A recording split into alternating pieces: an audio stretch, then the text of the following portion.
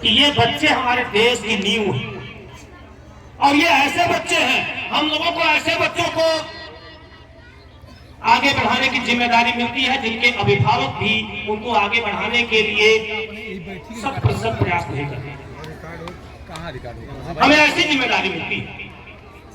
शायद इसीलिए छठे वेतन आयोग और सातवें वेतन आयोग में हमें पर्याप्त वेतन देने की अनुशंसा की गई कि शायद जितना मेहनत हमारा प्राथमिक का शिक्षक करता है उतना कोई नहीं करता। ये वास्तविकता है, कोई माने या ना माने इस बात को, लेकिन जिस तरीके की व्यवस्था में,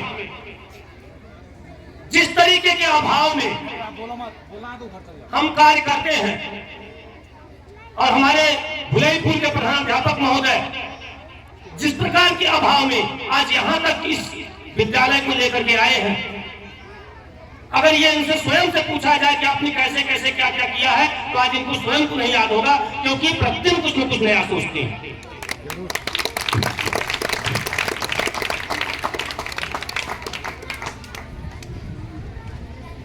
और हमको ऐसा करना भी चाहिए, क्योंकि जैसा कि हमने कहा कि ये जो हमारे नन्हे मुन्ने बच्चे हैं, ये सिर्फ और सिर्फ हम पर आधारित है।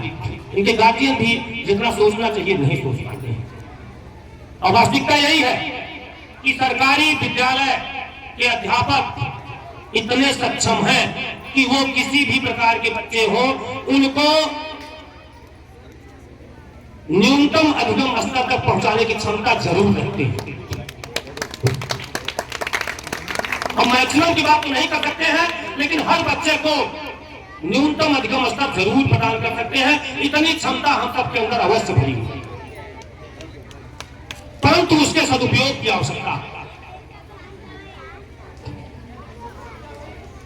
और उसी सदुपयोग का नतीजा है कि प्रधानाध्यापक महोदय के द्वारा अपने समस्त सहयोगियों को इस तरीके से एक माले में पिरोया गया है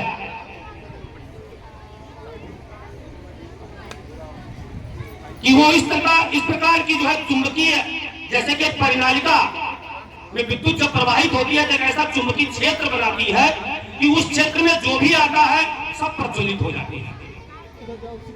तो ऐसी उन्होंने चुंबकीय क्षेत्र विकसित किया है इस भुलईपुर के प्रांगण में